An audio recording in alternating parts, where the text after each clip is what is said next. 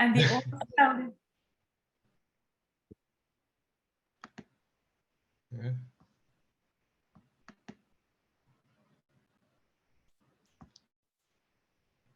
All right, so good morning, everyone, ladies and gentlemen. Morning. A warm Caribbean welcome to you all. It's a little rainy where I am. I'm in the east side now, and it's a little rainy, but a warm welcome all the same. And I'm saying a warm Caribbean welcome, because there's a partnership between Trinidad and Tobago and Barbados this morning. Today we gather here for a truly exciting event. The Trinidad and Tobago Coalition of Services Industries is hosting its Doing Business with the World series. And as I mentioned, today we land on the beautiful island of Barbados, affectionately known to some as BIM.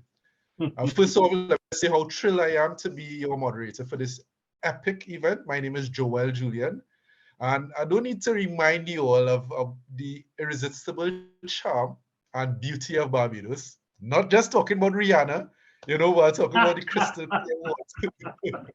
talking about the crystal clear waters, the vibrant culture, and Vashti, I love my belly. So even the flying fish and cuckoo, these things that we know about beautiful Barbados. But today we're not just here to bask in the sun and sip on some of the Mount Gay rum, although, especially with this weather, I admit it sounds very tempting, very, very tempting. Today this morning we're here to talk about business. And we're about to embark on a journey that will showcase exactly how you can collaborate with Barbados and how Barbados can collaborate with you also. And I hope I don't mess this up, but cheese on bread, it's going to be a fantastic ride. All right, so first off, we start with Ms. Anne Reid, the CEO of the Barbados Private Sector Association. And Ms. Reid is going to give us practical steps to establishing a commercial presence in Barbados. So good morning, Ms. Reid. Thank you for joining us this morning. Glad to see you. Yeah. All right, then we head to Mr. Paul Marshall, the CEO and founder of Caribbean Home Health, and he'll explain to us how to operate as an entrepreneur in Barbados. So good morning, Mr. Marshall. Thank you for joining us today. All right, good morning. No problem at all. All right. And then showing us opportunities for investment in Barbados and giving us market entry strategies, we have Ms. Kay Ann Greenidge, the CEO of Invest Barbados. Now, Ms. Greenidge, I have to admit, when I saw the name Greenidge, I was saying I was praying and hoping we could get a Greenidge back on the West Indies team when the test match starts in Trinidad in a couple of days' time. I'll start to practice and I will be there. No, but it's really a pleasure to have you joining us this morning, Ms. Greenidge. Thank you very much. And then, as Vashi would have mentioned a little earlier, we have a few marks with us this morning, and one of those marks is Mr. Mark Hill, the CEO of Barbados Investment and Development Corporation. And Mr. Hill is going to give us an idea of the market potential and the business support that you could possibly get when working with Barbados. So, Mr. Hill, thank you for being here with us. Okay. It's good to be here. Thanks. It's our pleasure. And then after that, we have over 100 participants registered today, and it's really about you.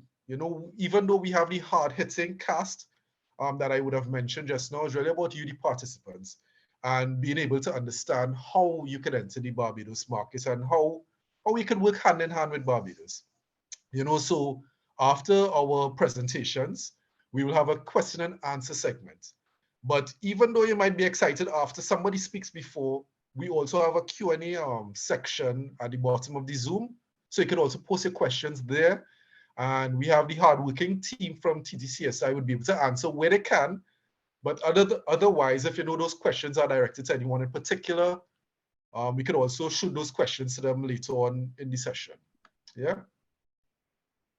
Now, without further ado, I want us to dive into this incredible adventure that we have, and embracing the opportunities that we have lying ahead, and creating what I know will be a brighter future between Trinidad and Tobago and Barbados, and building on the foundation we already have, because Barbados and Trinidad and Tobago, we have seen it. When I was in secondary school, there was something affectionately known as the Bajan invasion when it came to our music, soca and calypso. You know, we had Alison Hines, and you know, these. So we know about the collaboration. We know the possibilities that Trinidad, Tobago, and Barbados can have together.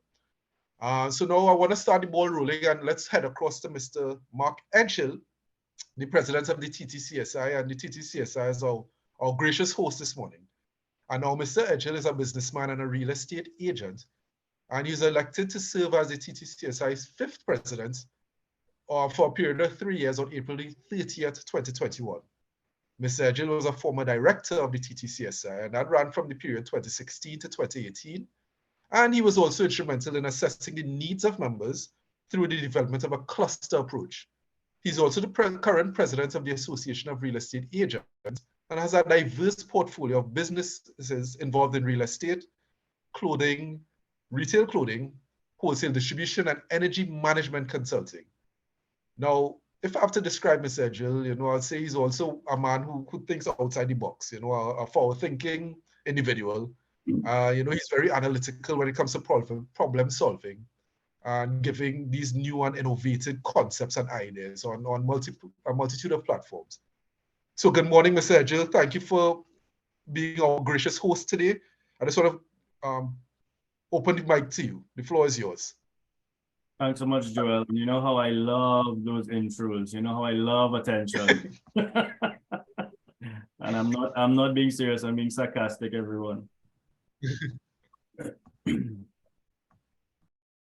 Distinguished ambassadors and embassy representatives, government officials, the Barbados Coalition of Services Industries, esteemed speakers, Ms. Anne Reid, Mr. Paul Marshall, Ms. Kayan Greenidge, and Mr. Mark Hill. Partnering associations, sponsors, members of the board of directors of the TTCSI, Ms. Vashti Gaideen, CEO of the TTCSI, member associations of the TTCSI, members of the Barbados Coalition of Services Industries, ladies and gentlemen, good morning, and welcome to the TTCSI Doing Business with the World Series. Today, it is certainly a pleasure that we put the spotlight on the beautiful island of Barbados, as Joel has so eloquently described in what Barbados has to offer. Over the past 5 years, the TTCSI has been working closely with our sister coalition, the Barbados Coalition of Services Industries, and we are most excited to be hosting this webinar in collaboration with them today. As CARICOM member states, one may surmise that we know everything we need to know about our other nations, or each other's nation. But today, we are privileged to be learning firsthand some of the things we may not know about doing business in Barbados, and will come away with a better understanding of the opportunities that Barbados has to offer. Trinidad and Tobago and Barbados have long been connected through our forefathers and the family connections we share between our islands. So with this in mind, we really can say we in the Caribbean are family, or so we should be. And we have all been in recovery mode from the social and economic havoc caused by the COVID-19 pandemic. We are all striving to rebuild our respective businesses and economies for the betterment of our populations and to ensure that recovery is sustainable. It is critical that we come together and take advantage of our collective knowledge to learn from each other.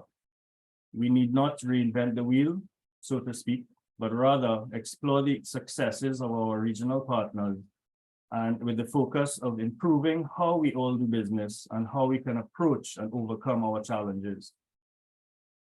At the CARICOM Summit held in Trinidad and Tobago earlier this month, we saw the region's leaders make a couple extremely powerful statements that laid the foundation for a new era of cooperation. One powerful statement dealt with the issue of transnational crime and the impact of illegal weapons trafficking in the region, especially the way it has transformed the nature and severity of the criminal activity in CARICOM countries. But with the commitment of support made by the United States of America in helping us deal with these issues, it is expected to be a major game changer in the fight against organized crime in our island states. The other powerful statement was that the regional business community that the business community regionally has been waiting a long time to hear. The free movement of all categories of CARICOM nationals throughout CARICOM to live and work by early 2024, moving us a step closer to a true benefit of the CARICOM single market and economy. In the final communique from the summit, issued on July 5th, CARICOM heads of state agreed to the following. 1. The initiatives comprising the macroeconomic policy coordination agenda for the 13 member states CSME, or the Caribbean Single Market and Economy, including the operationalization of the regional capital market, must be tabled for adoption by member states by July 2024. And 2, to work towards the free movement of all CARICOM nationals within the community by 31st of March 2024, acknowledging that there are certain basic guarantees that should be afforded to all CARICOM nationals exercising their right to freely move and remain indefinitely in another member state of the community. CARICOM professionals have already been taking advantage of the opportunity to live and work freely in the Caribbean member state countries. Among these have been professionals from the legal and medical fraternities. Apologies, something coming up on my screen there. Among these have been professionals from the legal and medical fraternities and academia, as well as those operating in the heavy industries such as construction, mining, energy, and engineering. We have also seen the transplanting of our financial experts, human resources, and business consultants, as well as media personnel. What could full implementation of an expansion of the CSME mean for entrepreneurs and firms operating in the services sector? I believe those opportunities will be explored during our session today as we learn more about doing business with Barbados.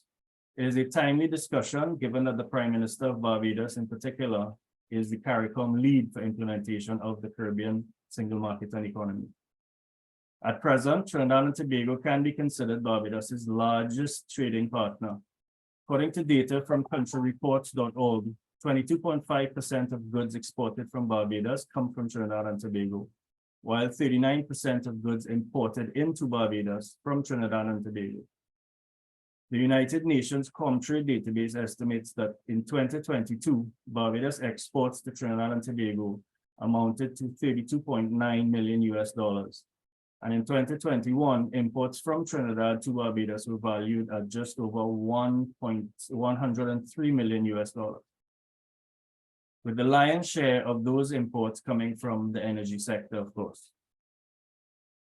What we are attempting to do with this Doing Business with the World series is to help small and medium enterprises, or SMEs, in the services sector, operating in services industries who are eager to do business with each other, find each other.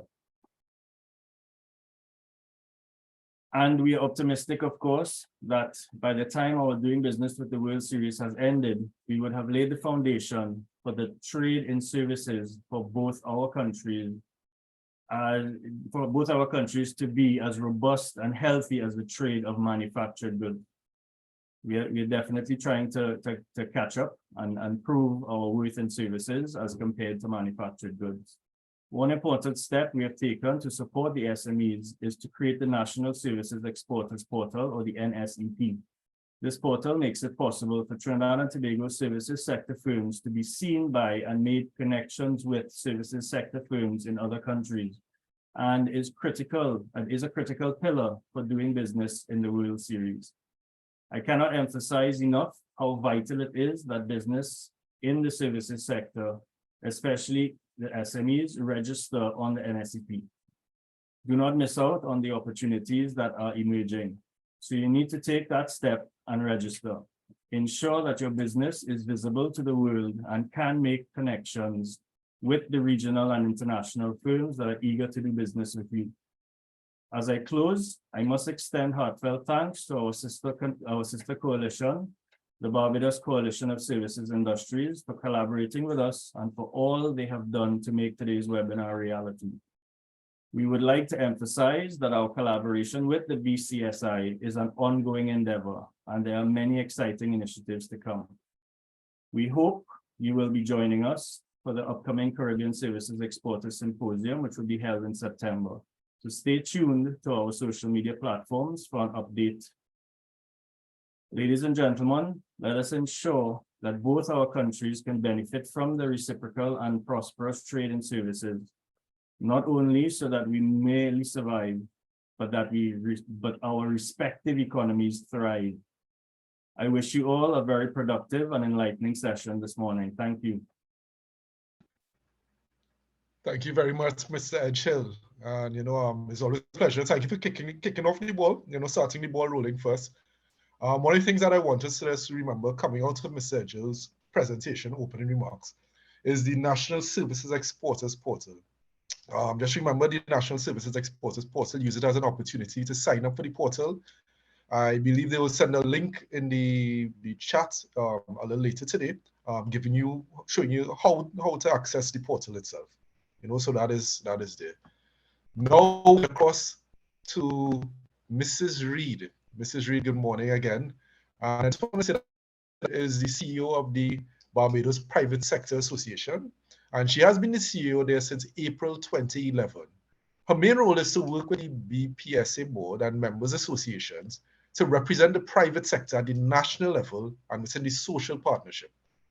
Prior to this engagement with the BPSA, Mrs. Reid worked as an executive management position specializing in marketing and advertising with a local retail establishment, and also served as board director. Mrs. Reid is an attorney at law and an MBA graduate at the University of the West Indies, and has over 35 years experience as a professional within the private sector of Barbados. Mrs. Reid, thank you very much for joining us this morning. Thank you and good morning. Good morning to the distinguished guests, to the President, Mark Edgehill, and other directors and members of the Trinidad and Tobago Coalition of Service Industries, fellow panelists, members of the BCSI, who are members of the BPSA, and other BPSA members online. To all the participants, good morning, and thank you to the Master of Ceremonies for the introduction. I really appreciate the opportunity to be part of this webinar today, and I would like to congratulate the organizers of this session and to congratulate those of you who are seeking to suss out the opportunities and to do business in the region, and more particularly in Barbados, which of course is our focus today, and for taking the time to be on the session. So I am going to share the presentation now, and being conscious that I am time bound, and therefore just allow me to be able to get the presentation going.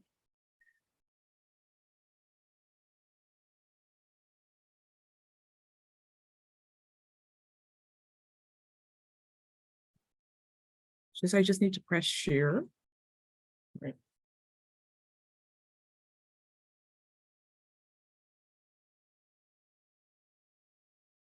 Can you see the presentation? Yes. Are you seeing the actual presentation? Okay, thank you. Yes. Right, okay. You may want to put it into the slideshow. Sure, yes, sure. Thank you. So as I said, because the session is going to be conducted via various presenters, my presentation just takes into account the time, and also that other relevant information will come from the other presenters, because you're always thinking how much can you put into the time that you have. So I'm confident, however, that by the end of the session, you would have a total picture of what it is like to be doing business in Barbados. And if there's anything, of course, that you haven't had answered or touched that you would like addressed, then please feel free to contact us. If all else fail, just send me an email direct, and I'm sure that our contact details have been shared. So just as you go through the presentation, I'm going to look at establishing a business in Barbados, how to conduct the right of establishment. Do you need a license to operate in Barbados? Opening a bank account in Barbados, a quick look at custom procedures, investment opportunities. And of course, I would have to tell you about the Barbados Private Sector Association, a little bit how we execute our mandate and how the association can help you and who are our members. So establishing a business in Barbados, Article 33(1) of the revised Treaty of Chagarama states that subject to the provisions of Article 221 and Article 222, the member state shall remove restrictions on the right of establishment of nationals of a member state in the territory of other member states. So this means that we are now can engage in any non-earning activities of a commercial, industrial, agricultural, professional, or artisanal nature. And I think that your president, Mr. Edgell, referenced some of those persons that are doing business around the region. And of course, we are talking about non-urgent, non-wage earning activities, means activities undertaken by self-employed persons. So this is all with the focus of creating and managing economic enterprises. So how to access the right of establishment in Barbados? CSME nationals can declare at the border an intention to set up a commercial presence and to receive a 6-month entry stamp. So when you come in then and you're in Barbados, you can, when you're in Barbados, then you return to the immigration authorities before the 6 months extension and to show evidence of the measures to establish commercial presence to receive an extension. And there are little details like you'd want to make an appointment because you just can't walk into the immigration department. They are very efficient, but they try to do it by appointments.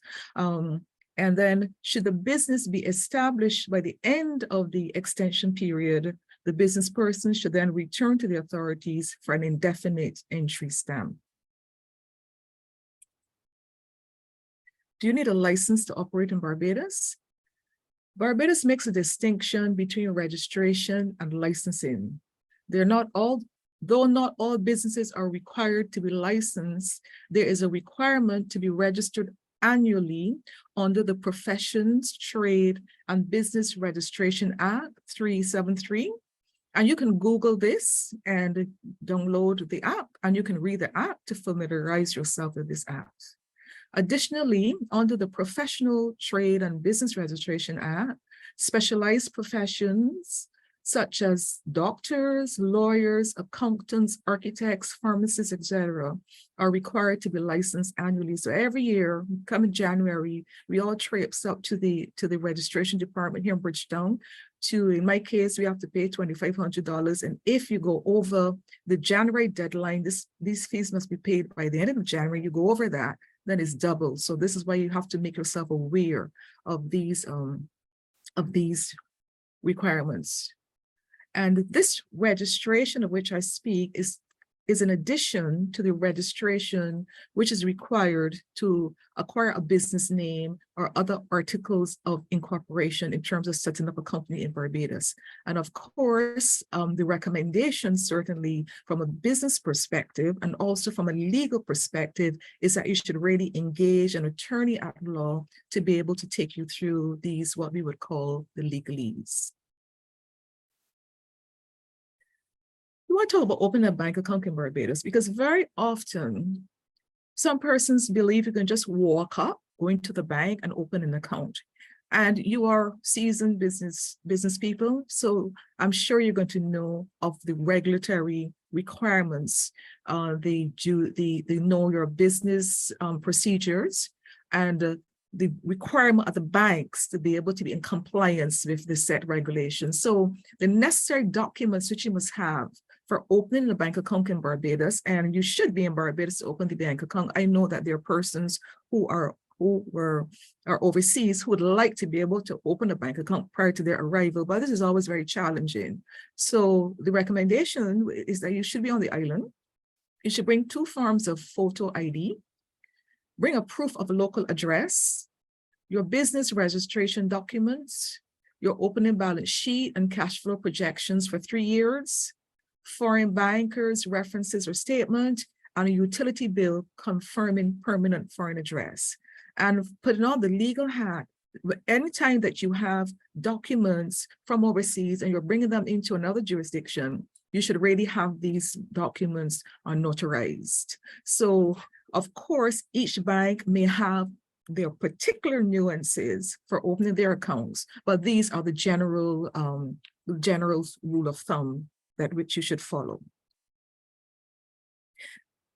And on that point, I just want to make, just from practice, even though you have to make sure that there's a consistency in the names, because some people spell names differently and they always have to, like, they may bring a utility bill with one, like, you know, like say Anne Reed, another document is Anne P. Reed. So, and it always presents challenges, or you will then have to get an affidavit of identity showing that you're one and the same person, depending on how you're opening the bank account.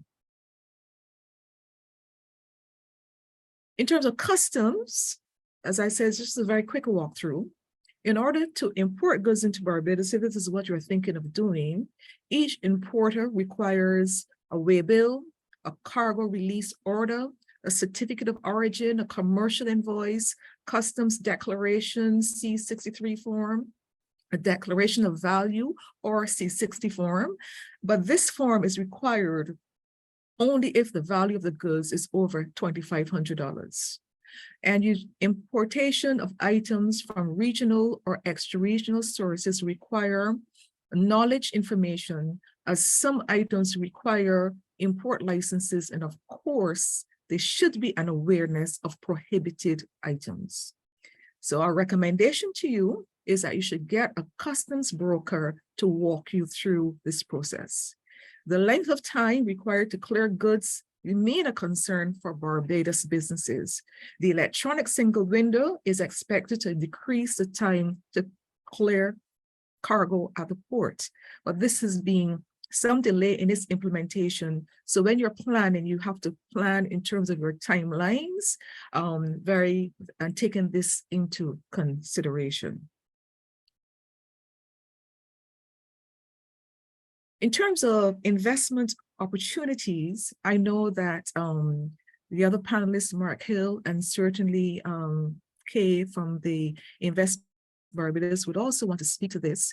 But we, from the private sector perspective, will just mention that there are fintechs and other cashless solutions for MSCs should be attractive in the market.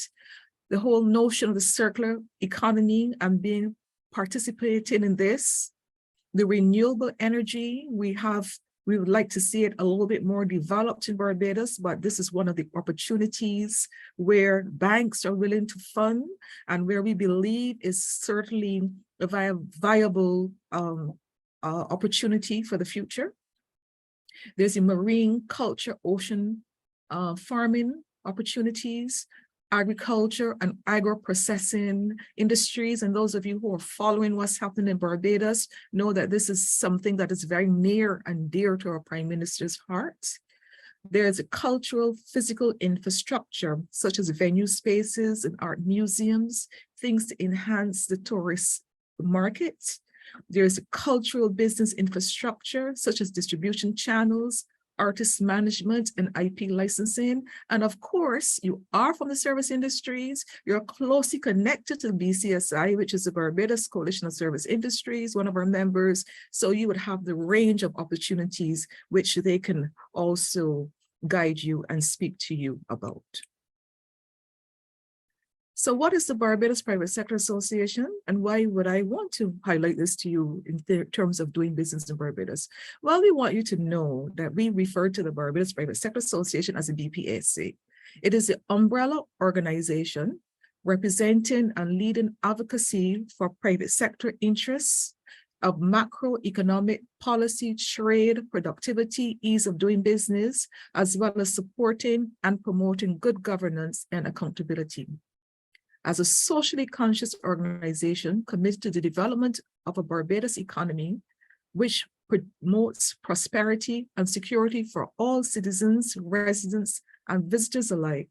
The BPSA also supports advocacy for human and employment rights of the people of Barbados and for healthy employees, workplaces, and communities. It is really the unified voice of the private sector in the social partnership of Barbados. And I'm assuming that the social partnership is a well-branded name around the region, but in the event that is not quite known to you, this is a tripartite body comprising government, labor, and the private sector movements, where we meet under various headings in terms of a formal meeting or in terms of subcommittees to look at certain projects. Right now, we are collaborating in terms of a project called Missions Barbados. I'm sure that Ms. Greenwich would also speak to some of the other projects coming out of Invest Barbados.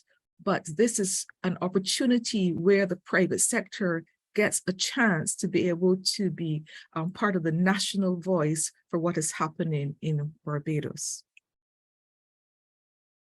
So how does the private sector execute its mandate? Influencing private sector reform and development in order to maintain national economic competitiveness, leading the private sector in influencing local, regional, that is CARICOM single market government policy, conducting market analysis to represent private sector interests during trade negotiations, providing commentary on draft legislation and policy as required, conducting workshops and developing material to increase the private sector's capacity to engage in international trade.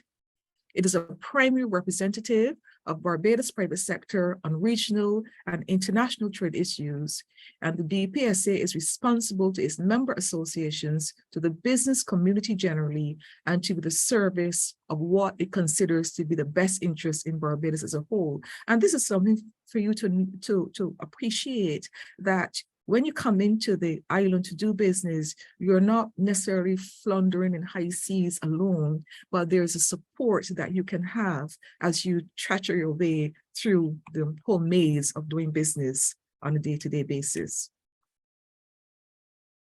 So the BPSA is an association of associations. There's not an individual membership, and I will speak later to the member associations. We service the members of individual associations at the macro level and not at the micro level. Our members of individual association may channel concerns through the associations up to the BPSA level, and all businesses in Barbados are encouraged to join member associations. So when you're thinking of you're doing business in Barbados, we are encouraging you to think of member associations, because this is where you can drill down to the deep detail. And when we're talking about member associations, then I would point out to you that our members are the Barbados Chamber of Commerce and Industry, Barbados Small Business Association, Barbados International Business Association, Barbados Manufacturers Association, Barbados Hotel and Tourism Associations, the Barbados Bankers Association, Barbados Employers Confederation, the Institute of Chartered Accountants of Barbados, Barbados Coalition of Service Industries, and Barbados Agricultural Society.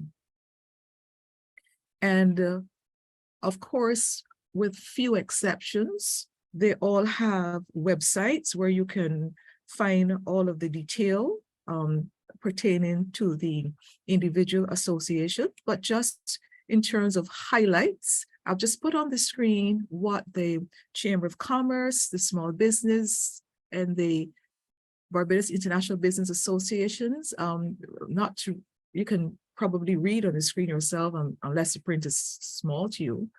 But the BCCI exists for the betterment of the members. They offer a range of value-added services and benefits to their diverse memberships, and they represent all sectors of the economy. Of course, most of these organizations, there are fees, which in terms of your planning, your financial planning, you may also want to consider. And I'm sure that most of you are aware of the general functionality of the Chamber of Commerce. The Small Business Association, again, is a nonprofit representative body for micro, small, and medium enterprises. As a voice of the small businesses across the island, the SBA represents its members and, by extension, the MSME sector by undertaking advocacy, education, training, business development, and institutional networking actions and activities. And this would be very helpful to you coming into the island to do work. The goal of these thematic focus is geared towards creating an enabling environments for small businesses to prosper, Barbadian small businesses to prosper, and to make a positive impact on the national development. The Barbados International Business Association, it was rebranded BIBA, the Association for Global Business, and it is really catering to all companies in Barbados who service global markets, both domestic and international, and to align with Prime Minister Motley's express goal to cement Barbados as a global business hub. If you are interested, this is in global business also, this is the association for you to pay attention to.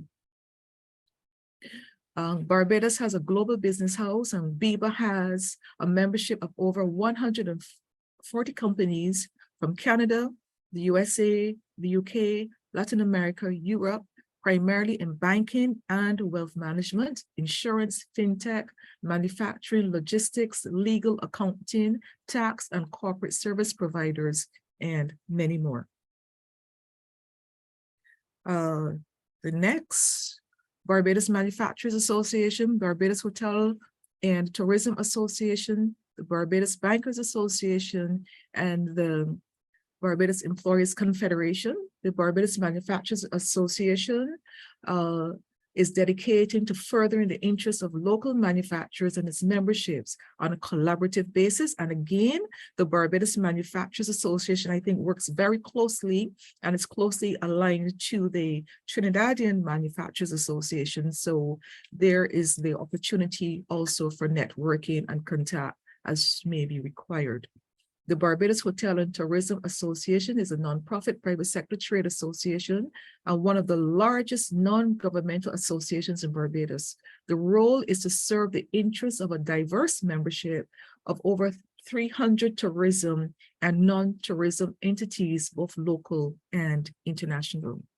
The Barbados Bankers Association, while a member of BPSA, is slightly different because this comprises only the banks on the island, and there are just the 6 major banks on the island. The Barbados Employees Confederation, founded in 1956, has the experience and the credibility of long life, is a member-based private sector union that represents its members on an array of issues. These issues include industrial relations, human resources management, and occupational health and safety. So coming into the island, this is a good resource for you to be able to be au fait with labor laws, labor practices, and also they have quite interesting and informative and necessary educational programs so that you could understand how to build good human resources practices, human resources management development as you seek to establish your business here in Barbados. So that's a very quick whiz through and within my time, a lot of time. Hopefully something said would have sparked an interest in you in terms of being able to really appreciate how you will do business here.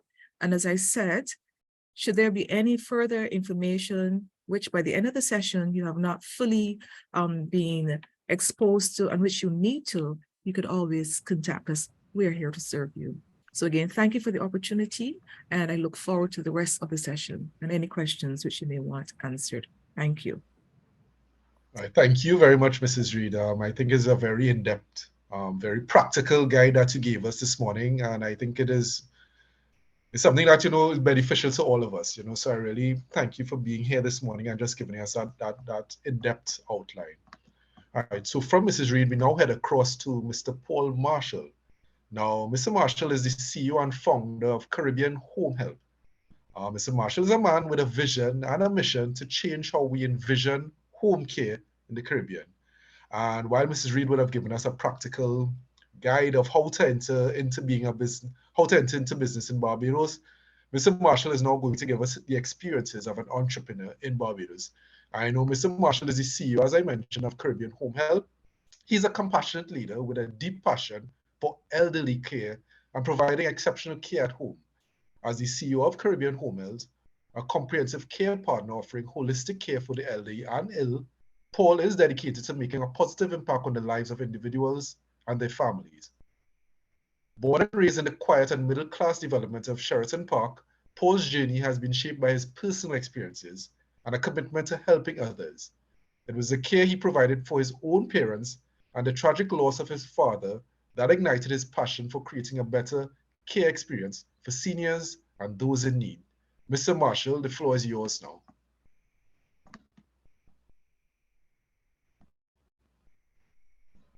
Good morning to you all, Morning. and I would like to thank you for the invitation. With protocol being already established, I would indicate that my presentation is to give you a practical look at how business is done here in Barbados. We have a unique view as the fact that we operate in both Barbados and Trinidad, so we can give some comparisons. As we start today, we will be looking at essentially what we do. Our company is in the business of managing crisis due to illness or aging, and we provide comprehensive in-home care plans for our clients, basically to manage most situations that would be encountered in the home. We also manage our clients' rehabilitation, providing a team of professionals and therapists to get you to a desired state that you are desired outcome. And as I said, we operate in both Barbados and Trinidad. Now, I'll get straight into it. What are the benefits of doing business in Barbados? Well, the obvious being the attractive tax code, that being of 5% versus 30% in Trinidad. Obviously putting more money into your pockets of the business to be able to utilize that for the use of, expanding or investing back into the business. As it relates to what I would consider our skilled workforce, we have a very high literacy rate, which is backed with a very high educational system, which has basically presented us with a number of certified individuals in the working marketplace who essentially can provide value to your businesses.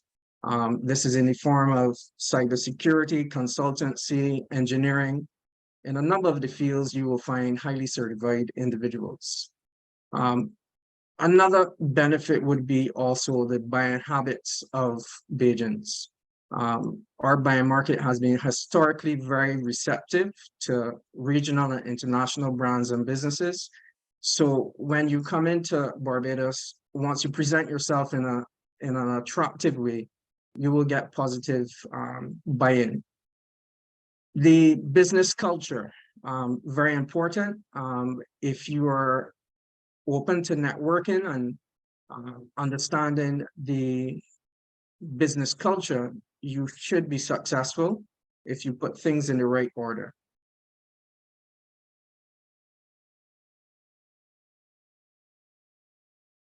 In addition, we have very high quality of infrastructure, road infrastructure, transportation services. I think we are one of the leading leading countries when it comes to transportation going green with our electric buses, and our internet connectivity is excellent. That is a very important point because in Barbados, you're seeing the buying public tending to go towards more social and digital marketing, as most of the market is spending close to about 40 to 50% of their time on the phone. Sorry for saying that, but that's the truth. Every time you go into a waiting room, you will see people in their phone surfing on, actually surfing the internet or on their social media. So good internet connectivity would then be able to drive your marketing in that area. Now, I can't just say the benefits and not highlight some of the challenges. Access to local finance can be a challenge if you're coming with a creative slant that the bank is not quite receptive to, as they will be obviously risk averse in these times after COVID as well, and before, but even more so. Human resources can be a challenge.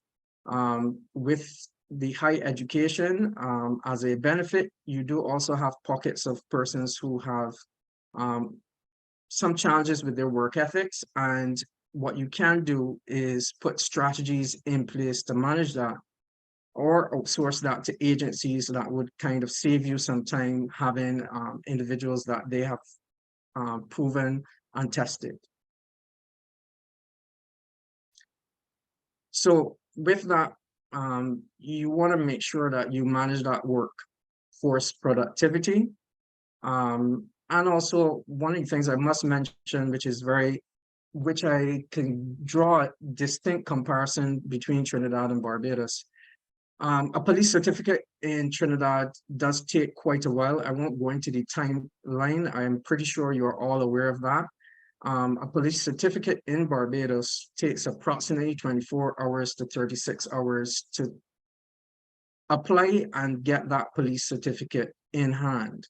I do recommend that you do so. Make sure your employees provide that certificate of character so that you know of the individuals you're employing. That is very important for our business because we are sending people into persons' homes, and in our recruitment over time in both territories, we've seen challenges, especially in these times with the work ethic and the credibility of certain individuals.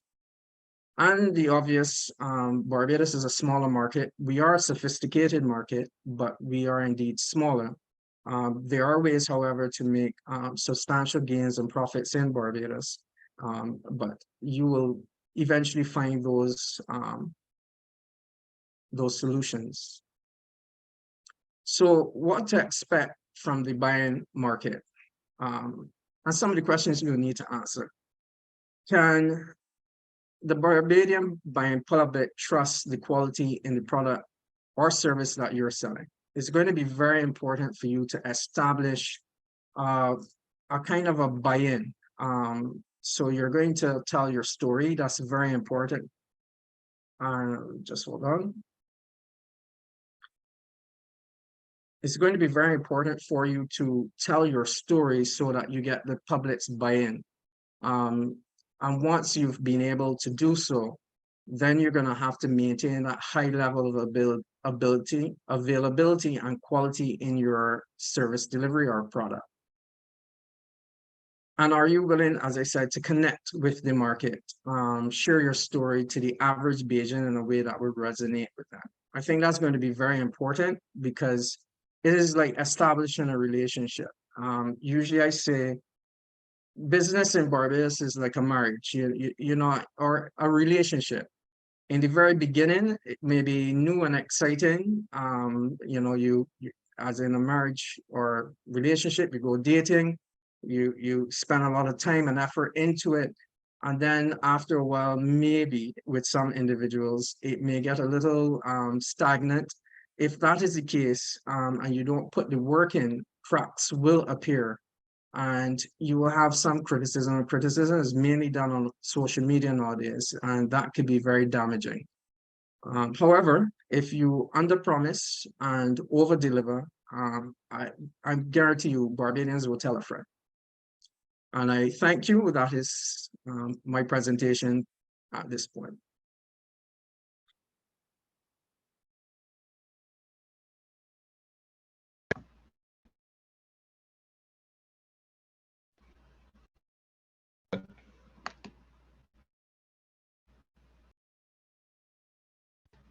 Right.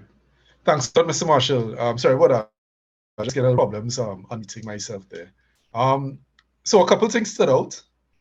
First of all, thank you very much for the presentation, breaking it down for us as practical as possible. One of the things that stood out for me in particular is that getting the police certificate of character within 24 to 36 hours. That was mind-blowing because in Trinidad, wow, 24 to 36 hours, you would reach back in the police station and there'll be absolutely nothing there for you.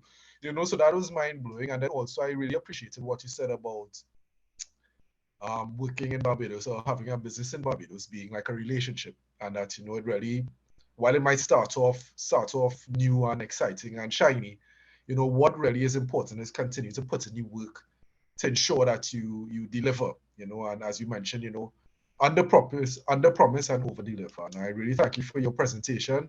I think it was very, very simple and to the point, and also opened our eyes as to what the expectations are.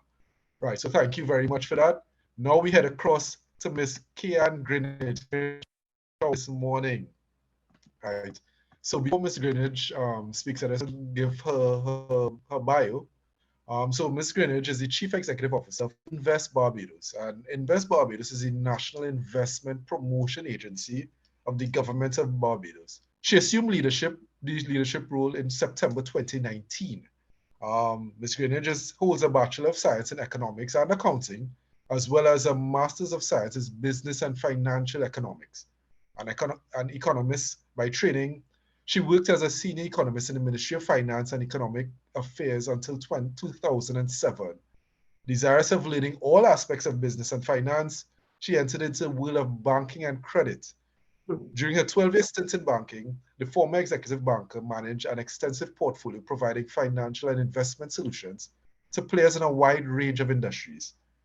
Ms. Greenidge has a love for teaching, and this aspect of her life began in 1995. She is currently a certified online lecturer, facilitator with the Cahill School of Business, University of the West Indies. She believes that knowledge should be shared, and the greatest satisfaction one can have is knowing that the knowledge imparted has charted the course of success for the recipient.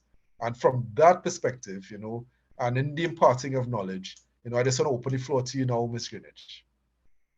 Thank you very much, Joel. And I just want to tell yourself and the panelists and Paul that actually I applied for police certificate of character just sometime last week, and I got mine back in 8 hours. Digital. 8 hours? Wow. I did it sitting from my desk. So just saying that we've actually even moved it faster than 24 to 36 hours. So I hope we take notes here. And so morning to everyone, and thank you very much for having me. Just give me a minute. Let me share my screen. I hope everyone is seeing the presentation there. So, ladies and gentlemen, I immediately invite you to consider Barbados. Barbados, a place to play, live, invest, expand, export to, and grow. I'm not certain as to why am I. There you go.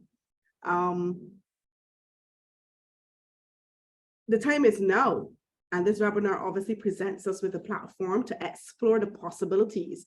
And I thank you for inviting me to remind that we are also a neighboring destination and for business as we look to also expand our business footprint into the CARICOM and the Caribbean, and also to invite our Caribbean neighbors into doing business in Barbados. So with that, welcome to Barbados. We know each other. We established diplomatic relations in 1966 and are both signatories to the Treaty of Chaguaramas. Our relations are cordial, and we look to each other for entertainment, for cuisine, to catch a break, to unite, especially during the times of Carnival in Trinidad and Capover in Barbados, which is actually going on all right now, and for better or for worse, through cricket. And Joel, I will take you up on that offer to go and play for the West Indies. Small in size, but as per the words of Kofi Annan, we punch above our weight. Of interest to you would be our political and economic and social stability, a non-floating dollar, a low crime rate, one of the higher GDPs in the region, and listed as the least corrupt country in the Caribbean. Ranked second in competitiveness among the Latin America and Caribbean countries for global financial centers by the Global Financial Centers Index, Barbados remains a resilient financial center with a stable credit rating. I share these achievements to note that we have built and maintained a solid foundation underpinned by transparency and compliance, manned by a highly educated workforce. There's free tertiary education and a literacy rate of 99.6% that translate into highly educated and trainable workforce. We are merely 40 minutes away from each other by air and enjoy reliable, strong, fast telecommunications connectivity, all of which serve to keep us easily connected.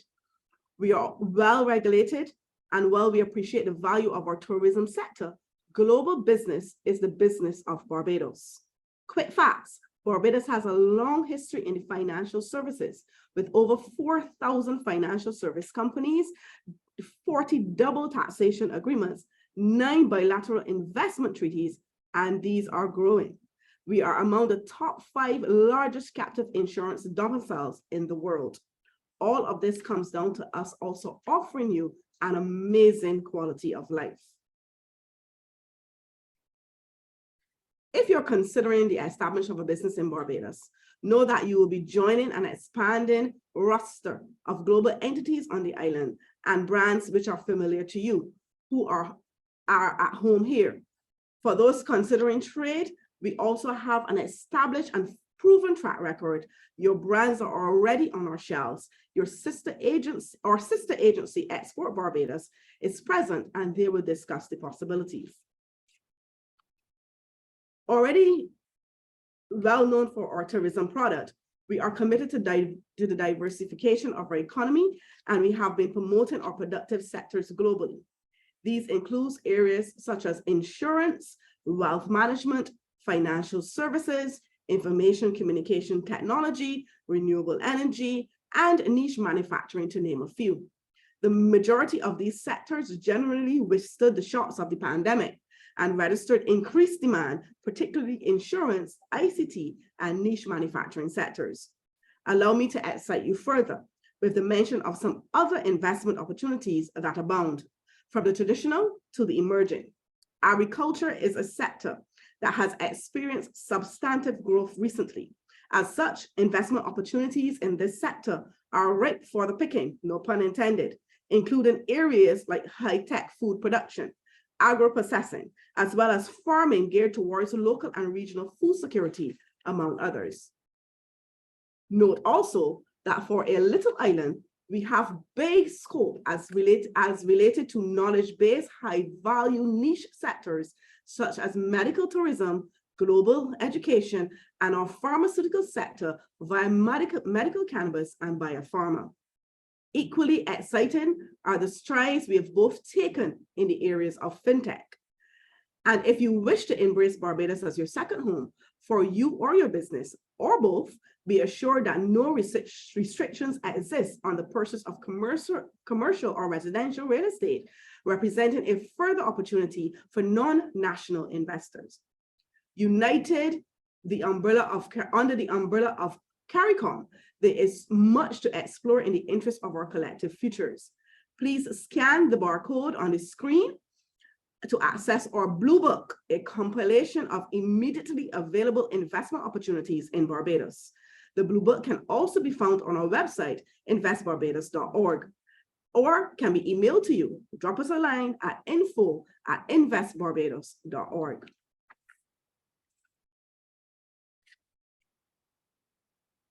If we were to take a deeper dive, Barbados brings to the surface specific objectives that make us the right choice for your business or investment. Our foreign currency permit comes with exemptions from exchange control, property transfer taxes, and transfers of shares or quotas.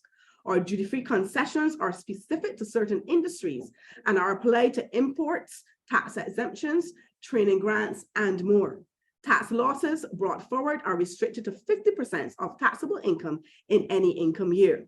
Foreign currency tax credits means that a foreign country may be credited against tax payable in Barbados. At a range of 1 to 5.5%, or corporate taxes is low and competitive. Tax allowances for manufacturing, research, and development reduce those rates even further. So what we've shared really is but a sampling from our perspective of what Barbados has to offer. If you welcome a personalized insight or guidance, our team here at Invest Barbados, and I must say, Export Barbados are willing to be your guides. And this is all from the point of interest to investment and to growth. And we're here to collectively ensure that Barbados works for you. I thank you for the opportunity on behalf of the government of Barbados and my team at Invest Barbados, and invite you to come and grow with us. Thank you. Thank you very much, Ms. Greenidge. And I must say, as your namesake in terms of cricket, Mr. Gordon Greenidge, that innings was superb, a superb innings, well-crafted innings. I think that you gave us a lot of information that we required. And, you know, crop over, I know you're getting up for like the Grand Cadiment and stuff like that. So wish you the best and thank you very much for the presentation. All right. So now we go on to our final presentation for this morning. And this is from Mr. Mark Hill. Not to be confused with Mark Edgehill, so we take it off the edge. All right, so Mr. Hill is the CEO of the Barbados Investment and Development Corporation, or Export Barbados. He's an innovator, designer, entrepreneur who established two businesses, Innogen Technologies and Biogen Biotechnologies Incorporated, both within the field of clean technologies and renewable energy. I know renewable energy is the focus. And his is with a focus on research and development. Academically, Mr. Hill is a former European Union scholar, industrial designer, trained at De Montfort University, Leicester, UK, and an MIT trained product and service innovation specialist. Currently, he is pursuing a research doctorate from the University of the West Indies Cave Hill campus, specializing in governance and public policy, with a focus on design and economics for small island development states. He embraces design as a key tool for transformation, and he believes that with design and science at the core of strategy, such an outlook can reinvent and improve businesses and exports. Mr. Hill, good morning, sir. Thank you very much for being with us this morning. Yeah, good morning, and thanks for having us here, both myself and Kay. We work as a team. We're referred very often to as the Bobsy twins and Bud and Lou. So once Kay has opened batting, I will come and run down the wicket very often so that we can turn over the innings as best as we can. So since Ms. Greenidge have drilled down into some of the core building planks, what I will speak to is how Export Barbados is going to help you to succeed. Fundamentally, it is about really and truly getting some of you to come to Barbados and to help us boost our exports. I just been putting the cards on the table as it is, yeah. Export Barbados is our new focus, is our strategy. So we're going through a name change right now, away from Barbados Invest Development Corporation.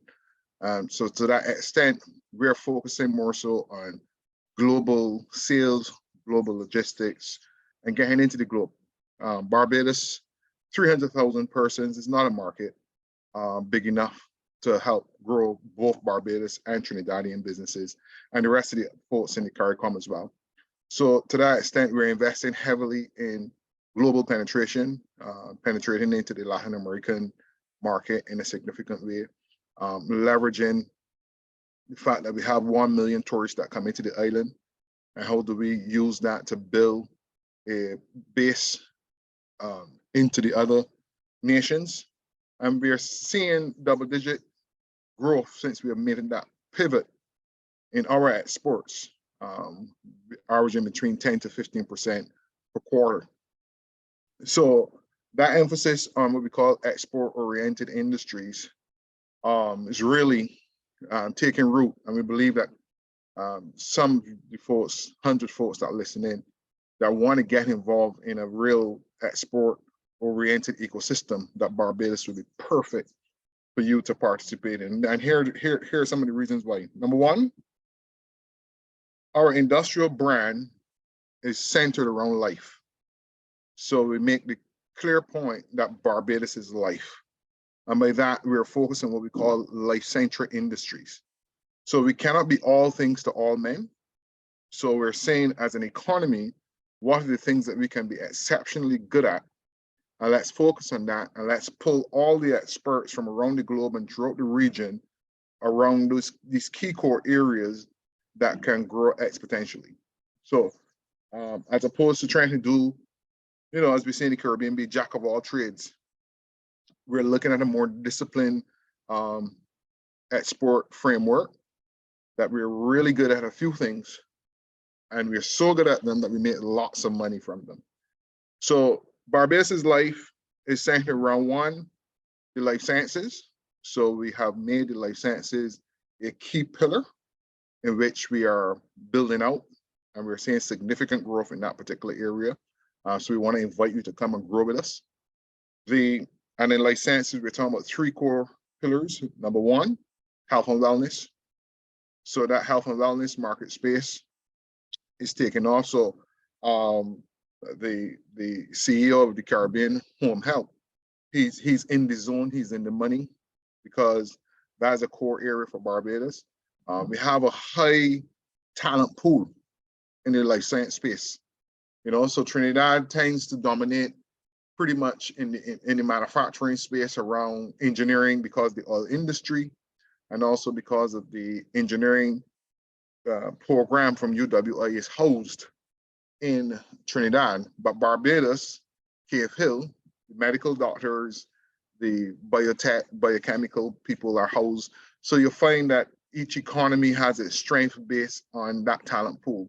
So we have a very strong bio-based health, life sciences economy that is being built out, and that is growing significantly. That's even beyond 10 to 15% growth per quarter.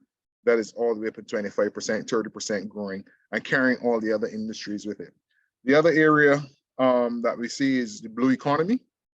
So we spoke to that in terms of mariculture, but we also talking about other aspects of the blue economy, logistics, also food processing, our fishing sector as well in a significant way. And then finally, we're looking at medical technology and pharmaceuticals, and really becoming a hub for research and development around those, particularly around our oceans as well. We have a very large EEZ, and that EEZ, we are leveraging the resources in it to build out this new industrial growth. So we use 3 pillars. Life sciences, our design pillar. So we're attracting new designers, new engineers in that particular space. And then finally, oceans. Those who are ocean engineers into ocean technology, et cetera, et cetera. So those are the key building blocks around life. And then our brand around quality of life as well. So one of the things that we know is that who is our core customer? So the CEO as our core customer, Export Barbados. And CEOs are very different as a customer. They're very demanding. They anticipate as much turnkey value add as possible. They also expect best price.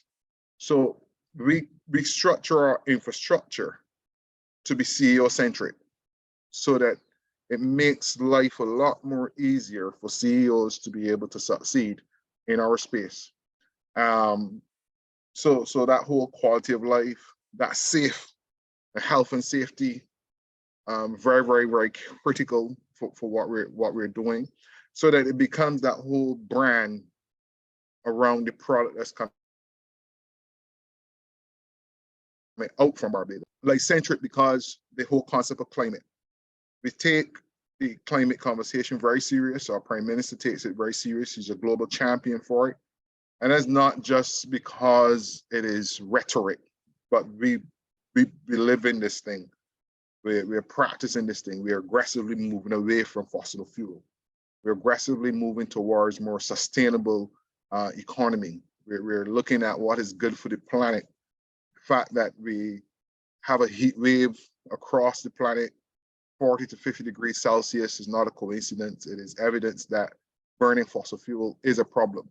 So to that extent, our focus is on green manufacturing. So not just manufacturing in green, sustainable ways, and moving our folks away from fossil fuel-based production. So again, the whole emphasis on life is centered around, well, all planets have a climate. There's only one climate that sustains life, and that is Earth. And therefore, industry cannot exclude itself from making solid decisions about the climate. And therefore, manufacturing processes must be about life. And life at two levels. Number one, the planet. So there's a lot of materials and processes that we've been using in manufacturing, both in Barbados, Trinidad, and the rest of the region, that impact on our roofs and our reefs. So it impacts on the atmosphere, the oxygen, air quality, but then it also impacts on runoff into the ocean. So therefore, we're rigging and rejigging our manufacturers that you must use more bio-based products for finishing your products. Must use more sustainable materials, how we do recycling. So in that particular space is where we're inviting persons. So we're not inviting everybody. So if you're looking to come over and use up a big bunch of fossil fuel and to use up a lot of natural gas and stuff, Barbados is not the place for you. But if you're coming over to be part of our sustainability narrative and to help build out and strengthen that, you're invited to come in and to help us to achieve that whole emphasis on around life. And also life, because it has to be human-centric as well. You know, it's all about people. It's not just about profit. And by people, we mean not only health and safety in the workplace, but balanced quality of life for people. Not just getting up on a Saturday and a Sunday and partying like how, you know, Trinidad like to do and do we liming and thing. But I'm talking about really being humanizing about what we're doing in the workplace, and that the visions that we have for our companies are centered around people's health and well-being. So for example, Barbados is also one of the spaces where we have some of the highest level of NCDs, high levels of hypertension, high levels of diabetes. And what is happening is, at the core of that problem is what manufacturers are producing and selling. The level of sugar that is in drinks, the level of chemicals that are in food products. We as Caribbean people need to not only solve this problem for ourselves, but we need to solve it also for the planet. That we are producing products and delivering services that really are humanizing for our Caribbean people and for the world. So some of the things that we're focusing on is health and wellness products in a big way, so that it is about how to reverse and fix some of these big problems that we're dealing with. With some of the big moonshot problems. And I think Anne mentioned the mission economy. That's a core part of our mission economy for Barbados. Some of these moonshot problems, reversing diabetes in the Caribbean, reversing hypertension in the Caribbean. What is the industrial profile around that? What's the value proposition around that? So I just want to plant a few ideas in your mind that yes, we're open for business, but not all types of business. Yes, we're facilitating business, but not every business. So therefore, as you come to engage us as we move forward, there's a platform that we're looking to operate on, an innovative platform. We're going to be doing things different. on the ground here. We're integrating digitization, we're integrating robotics, we're integrating artificial intelligence, because as a small island, we don't have the manpower. So therefore, those three tools, such as AI, robotics, and automation, lend themselves to really helping us to lift a little bit more than we're capable of lifting as based on the current size of our population. But in addition to that, is really about also leveraging these three things to make work more humanizing, more life-centric. So I'm just gonna kind of stop there for now. I believe there may be a few questions, but as we seek to help CEOs who are our core customers, one, the talent pool that you need, we have a specific talent pool. So if you come to Barbados looking for software engineers and stuff like that, you have to bring those with you, and we will welcome them. But if you're looking for bioengineers and chemical engineers, we have a lot of them here on the ground. Also infrastructure, we're now strengthening our infrastructure and really redesigning our estate portfolio to cater to specific needs. And also to our finance, we are now about to launch a new Barbados Exim Bank, separate, distinct from your Trinidad Exim Bank, but this one offers both support for services and products, not only products. Because we believe that the scientific services is a key growth area, and we had to figure out how to fund and finance that as well. And then finally, retaining your global customers. What does your global customers expect from you manufacturing or producing or delivering service from a particular space? And what is the authenticity and the integrity of the story that you're telling? Was the authenticity and the integrity of your narrative and of your brand? You're saying that you're going to be sustainable, but yet everything you're producing is being done in an unsustainable way. So it's really about how do we build integrity, credibility into our brand, so that those products that come out from Barbados really speak to authenticity. It's authentic.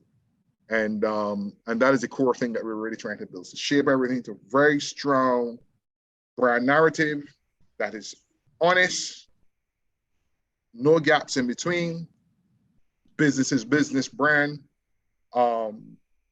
very professional, and really opening up global doors for those who are part of our ecosystem. So I'll stop there for now, and that's just to add on, to layer on top of what Invest Barbados have just articulated. Thank you very much. All right, thank you very much, Mr. Hill. And you started off saying that you work in tandem with Miss Greenwich. You can't have a Greenwich without a Haynes, and you can't have a Haynes without a Greenwich. And I think that you did a fantastic innings yourself, outlining the sort of opportunities that there are in Barbados. So now we'll head into, before we head into the answer segment, I just want to now turn over to one of the hardest working women in Trinidad and Tobago, the CEO of the TTCSI, Ms. Vashti Gaideen. Vashti, how are you this morning? Are there any words that you wanted to share with us before we enter into the Q&A section? Sure, Joel, I have been blown away. And you started off saying it really was a Bajan invasion in July. And it has extended not just the music to business as well. Thank you so much to all the panelists. And we are indeed, it's great minds think alike. So building on what Mark said, I want to try to see if I could share. Unfortunately, yes, I could share. I just want to share our services exporters trade portal. And this is not just for Trinidad firms. We have, by September, we would be extending it to regional and international firms. So what we are doing with this, doing business with the World Series, is building an ongoing relationship with all 36 countries that are part of this initiative. So I am urging all participants to get registered on the platform, because as Barbados has been using the technology, we intend to use the technology so that we could work with Export Barbados, Invest Barbados, the Barbados Coalition, the BPSO, so that we could facilitate on an ongoing basis business to business meetings.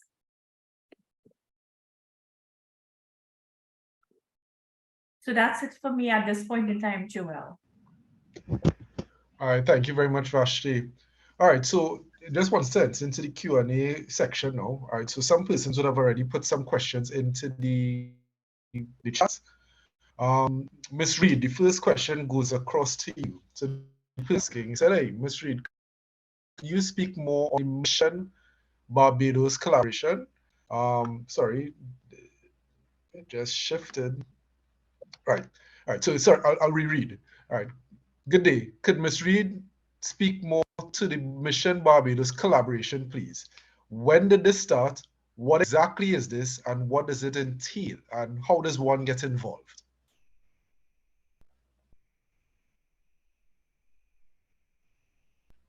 You're unmuted. Sorry. You're muted. Sorry. Yes, Yeah. yes. On the 1st of May, we celebrate Labor Day internationally. We actually had in Barbados the official launch of what we call the Missions Declaration. And as I said, it is the combination of the energy within the social partnership to try to present a national focus for to transform Barbados into into a sustainable, prosperous, inclusive, and resilient society. And if it's asking all Barbadians to shift mindsets and engage citizens as stakeholders in collaborating, innovating, and investing to shape the Barbados for the future we recognize that based on what's happening internationally, we cannot operate along the old parameters. So we actually were engaged in coming up with these missions. And now we are at the stage where we are beginning to detail how these missions would be executed. So this, for example, the private sector is asked to put forward our suggestions by the 31st of July, and each social partner will do it. As I said, would also submit reports. So as we begin to map out how we will get there to achieve these missions. And I want to just read what the missions are, because of course I don't remember them verbatim. I can speak to them generally, but I would like to read them verbatim for you, so you have an understanding. So this is really a national effort where we are saying, Mark mentioned, some of the challenges that we have with NCDs, health, wellness, and as we said, the need to be able to go forward. So these are, let me just say to you what the missions are. So if you come to Barbados, you have the opportunity to speak, to put forward your suggestions. So one, by 2030, Barbados aims to become a clean and beautiful large ocean state, champion sustainable development locally and globally, with the goal of all domestic activities becoming 100% sustainable by 2035. So that one speaks to the fact that we would like to,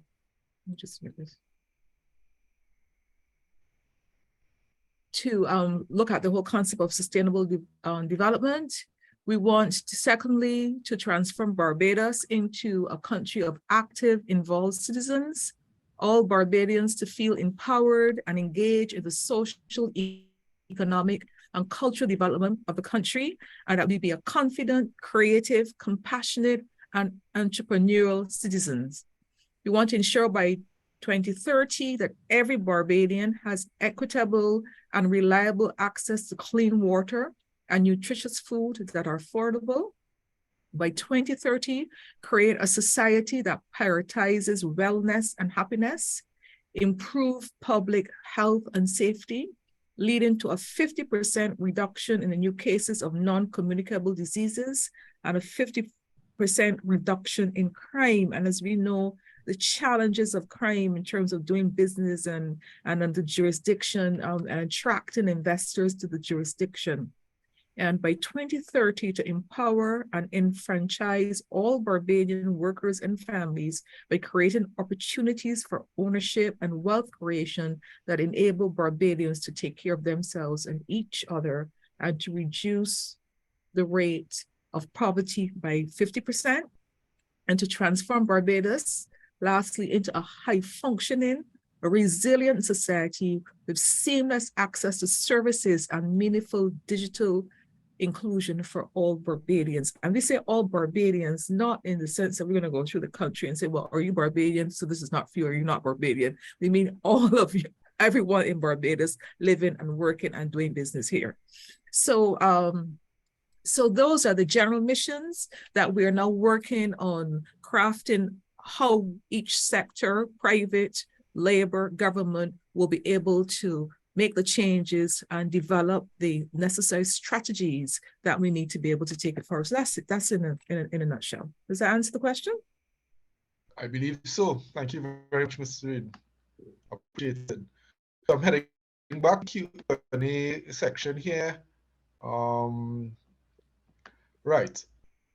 So one of the things that I think has blown the mind of a lot of the Trinidad and Tobago participants and those on the chat is the question about the police certificate of character, right? You know, the timeliness of it, the quick turnaround. There's a question, however, person wants to know, in establishing a business or in getting into Barbados in terms of doing business, do you also need a police certificate of character from outside of the jurisdiction? So let's say a Trinidadian business entity or individual wants to enter Barbados, you'll probably need the police certificate of character in Barbados, but do you also require one from Trinidad and Tobago? I don't know if any one of our panelists will be able to address that question.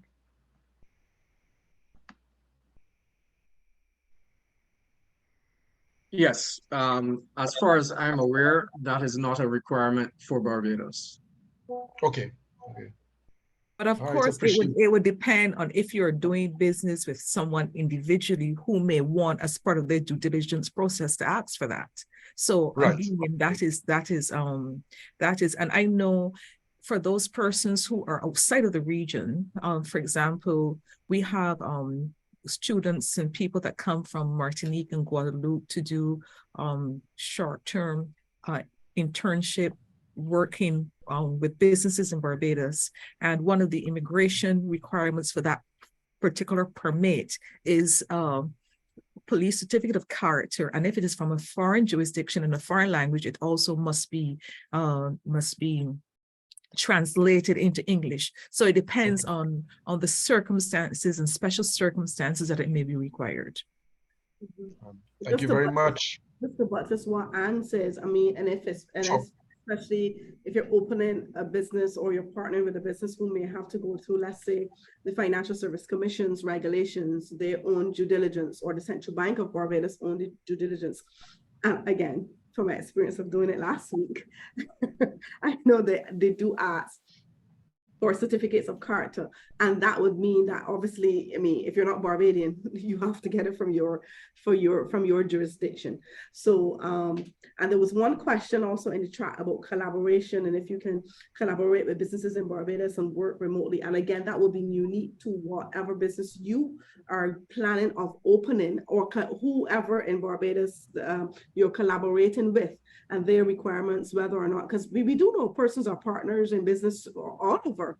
And some persons, whether it's board, whether it's the managing director, whether it's the CEO, sits outside of the jurisdiction, is able to still work for that company or with that partnership. But of course, we do have our regulations around business of substance, and therefore our regulations also mandate that once you open a business, some form of physical presence is in Barbados. But if you're collaborating with a Barbadian company, that would probably take care of that of itself. So again, to that question, it really would depend on the unique circumstances. All right, thank you very much, everyone. All right, so there's a question I'm just trying to get back to the top of the chat here.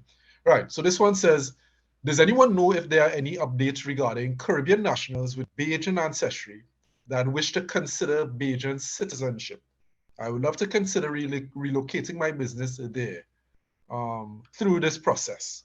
You know, so they're saying in terms of regarding Caribbean nationals with Bajan ancestry that wish to consider Bajan citizenship. I think, and I did see that question. I think in that regard, what I would say is for the person probably to share the personal email, or probably to yourself, Joel, or to Vashti, and get it onto us, and we will seek out that information for you and get you the direct requirements, because it may be a little bit more involved than simply answering the question. And the truth of the matter, I really don't know the answer off the top of my head, but we will definitely.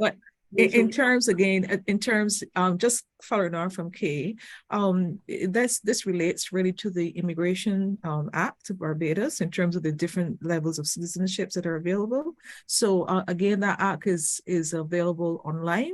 You can go to the Immigration Department, type in, or you can go to the Immigration Department, and they would have on their website the information so that you can see who would qualify for citizenship in Barbados. But I think that one of it is, if you have a parent that is Barbadian, you should be able to qualify. But in terms of there are different sections. So again, you can do a little bit of self-information access through the Barbados Immigration website. All right. See, now we're on the topic of websites. Somebody's asking if there's any particular website or email address that can assist in terms of persons that are interested in products coming out of Barbados or products from Barbados. Is there any specific go-to area that they can target? Yeah, so this is why I put I spent some time in the beginning highlighting the associations. So if you, depending on the kind of products, like the chamber has a wide membership, those persons who are distributors, persons who are retailers. So again, this is where the business support organizations could be helpful to be able to guide you and contact you to that kind of specialized information that you're asking. So again, utilize the websites, and most of the websites would have contact details. At a worst case scenario, Barbados Coalition of Service Industry, Michelle and Alicia on the team can also point you in the direction and to be able to contact.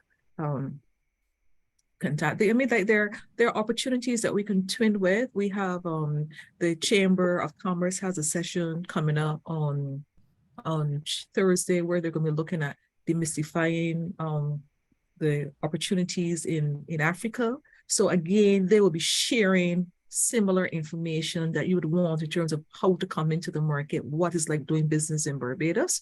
And then a part of your Around the World series, you'll probably even be able to get some information there on Africa. But this is really, you know, Mark and Kay and the private sector, we are really fully engaged in terms of how can we be able to maximize business opportunities and investment opportunities and information for persons coming into Barbados. All right, cool. All right, so before we go back into the Q&A section, I want to bring Hill into the conversation. Hill, you were doing your presentation. Behind you, you know, you had this kind of mural or whatever that had different things highlighted, you know. So I saw some medical stuff and stuff like that. I saw the flying fish, I saw the turtle. One of the things that stood out to me though was, I believe, looked like a marijuana leaf. And I know that Mrs. Reed would have spoken about medicinal marijuana. Can you all tell us a little bit more about like what it is like in terms of Barbados with respect to medicinal marijuana, or what is the conversation going so far? Well, how Export Barbados frames the marijuana is along the lines of biotechnology. So basically how we're extracting out the chemical components within to produce value-add products going forward. So for us, it's part of our biotech life science sector. And so therefore it falls under that. From the licensing perspective, there is an authority that exists for growers to be able to grow this stuff on the island. But as far now as the processing is concerned, and the science behind it is concerned, the medical aspect is concerned, the research and development behind that is what we're doing. So that leaf not only represents marijuana, But if you see, there's also the breadfruit leaf as well. But it really represents our nutraceutical space and our pharmaceutical space as well. How do we leverage our biodiversity to create new products and services? Yeah. Appreciate it. Putting on the private sector hat, I'll just like to point to the fact, because also the Bankers Association is one of our members, is that there's still a developing phase and a necessary work in development with the banks and those in the industry in terms of the regulatory regulations and being able to open bank accounts if you're in the industry. So I hope you realize I'm being very diplomatic here with what I say, but they are still working through these issues in terms of banking and regulations and those involved in the marijuana industry. Right. And also, one of the things I noticed, Mr. Hill, was the solar panels. And there's a question that was asking, they would like to know for solar installation, who has to get involved? Any expected agency or any applications? Well, it depends upon the type of solar installation that you're looking to do. So Right. we have about 3 different types on island. There's the off-grid scenario, whereby you can have your own microgrid scenario that's either feeding back to a generator or feeding back to batteries, and you can run that on your own. There's no contractual relationship with the utility, and therefore it's a decision from a business standpoint that you would take full responsibility for your own energy needs. Then there is the scenario where there is sale of excess, and that is when you are looking to sell renewable energy to the grid, and that is capped at 3 kilowatts per person. So up to 3 kilowatts, you can do sale of excess. So they buy from you the energy that remains after you have consumed the energy for yourself. So there's that model, but that's up to 3 kilowatts. And then beyond that, from 3 up to megawatts of energy, up to 10 megawatts, then you have the sale of excess. Now with the sale of excess, not the sale of excess, we have the feed-in tariff, sorry. With the feed-in tariff, we have different tariff range depending on the size of the system and who helps to get that installed, whether it be your factory or your business. Number one, you need to get a license from the Ministry of Energy. But to get that license, there's 3 other agencies that are important for that license to get to be renewed. So you have to get GED certification. So they will certify your plans and your designs and make sure that they're spec. Then you have to get town and country planning approval as well, so that you're from a regulatory standpoint, you are in alignment. And you also have to get feedback from the insurance companies, demonstrate that you have the necessary public liability insurance. So with those 3 things, then you can qualify for your license, and so that is that is the core thing. And then negotiating your price point installation with a private firm of your choice. So it's pretty. It was pretty intense process to go through from an engineering standpoint. And what we're having now in Barbados is that we have reached a threshold where we have about 30% penetration into the grid with renewables. So now we have to change in policy where you now have to apply batteries to help balance the grid as part of your installation so that you can install. So it is an aggressive space in Barbados. It's very competitive. International players are also in this space as well. And it's not only around solar, it's also around wind energy. It's also around wave energy, biomass energy as well, whereby biogas production. There's also tariffs around that as well. So it's a very competitive, very interesting space to be in. The licensing process doesn't move as fast as we would like, but our intent is to get to 2030 being carbon neutral, and by 2035, 100% renewable energy-based economy. So we're pushing as hard as we can. So I hope that helps. Yeah, appreciate it, Mr. Hill. All right, so we have a next question here, and this one is, can you give us a bit of insight into the events industry in Barbados? You know, corporate, social, entertainment, sports. I don't know who from the panel would like to tackle that one, but any insight into the events industry in Barbados?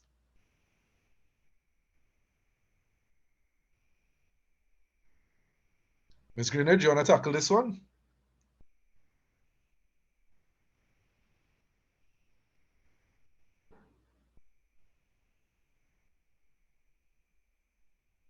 Well, I will have to answer it how we'll have to research and get back to you. Sure, sure. But if you want, It's I not can a come core area. I could come for Yeah, Grand around Cantonment what we and do. start to help the groundwork, you know. But this is something that the Barbados Coalition of Service Industries will be able to help you with in terms Sure. of the opportunities, because I'm sure everyone realizes that the Coalition of Service Industries is also an association of associations. So their members are associations.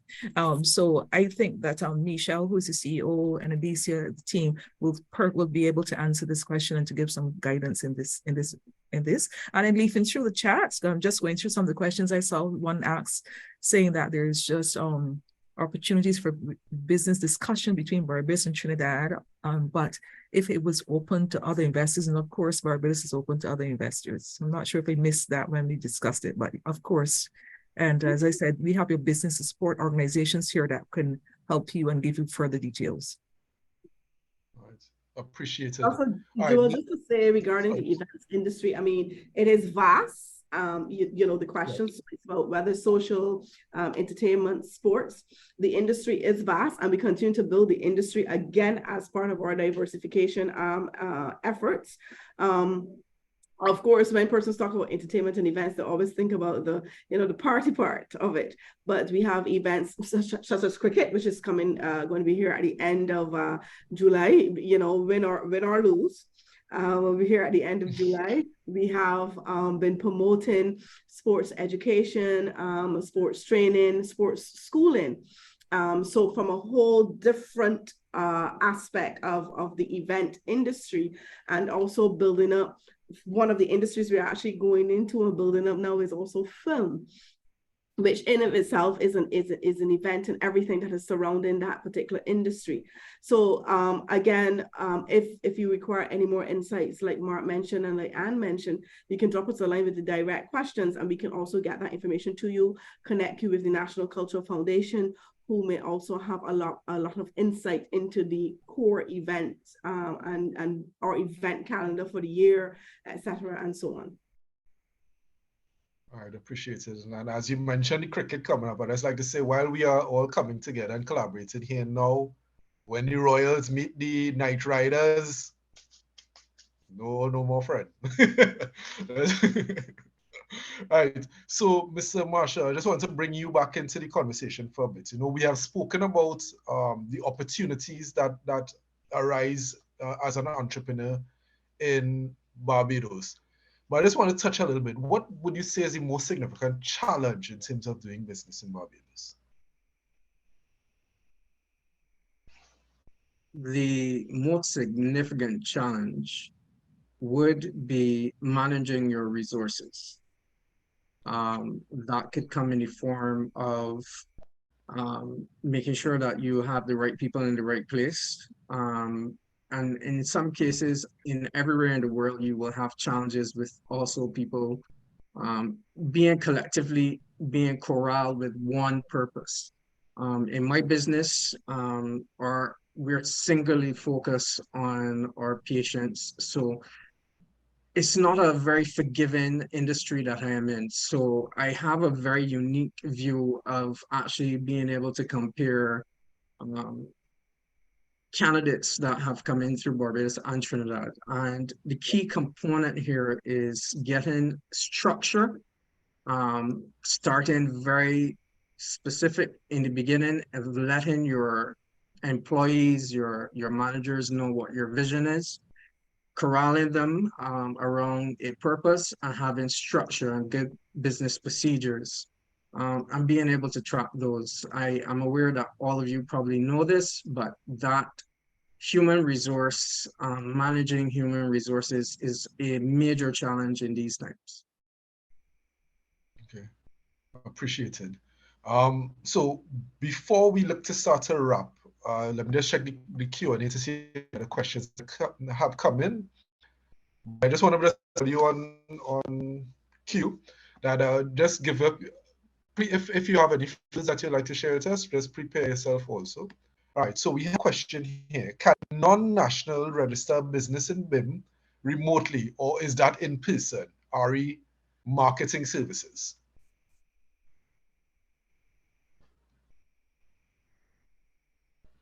So the first thing you would need to do is, as Anne had mentioned earlier in her presentation, is to get those service providers, the attorneys, the tax persons, and so on, who can assist you in structuring your business and also assist you with the registration.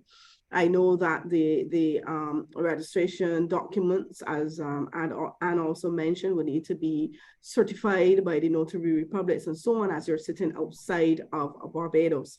I do not think there is a component for you to present yourself personally, but that can be clarified. But for certain, those service providers will take you through the due diligence process and collect all the documentation certified in the proper manner and submit your registration for you to corporate affairs and take you through that process. So that is actually the better path to take than actually doing it on your own.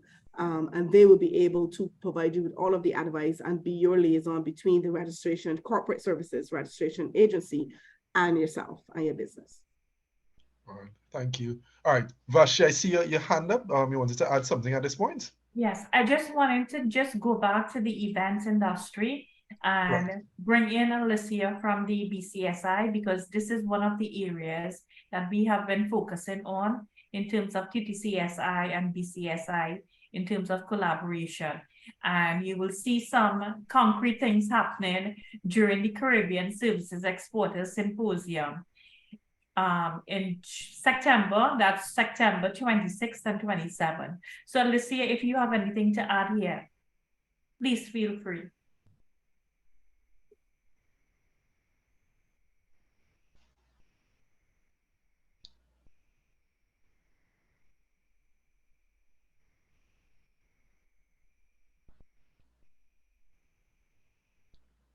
All right, so while we wait for Alicia, I just want to touch the next question that I'm seeing here.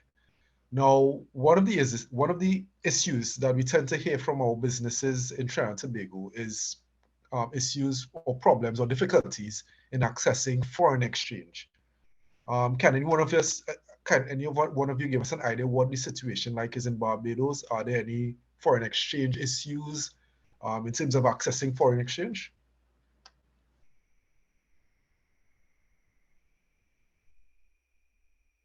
So we have our own exchange control rules and regulations, and of course, at times, as with Trinidad and Tobago, they may be limited, and so at times they may be accessed. But the process, again, you go through your commercial banks who would apply to the central bank to get permission for you to get whatever foreign exchange you are requesting. And the commercial bank will provide that from their own process or lists that they may have.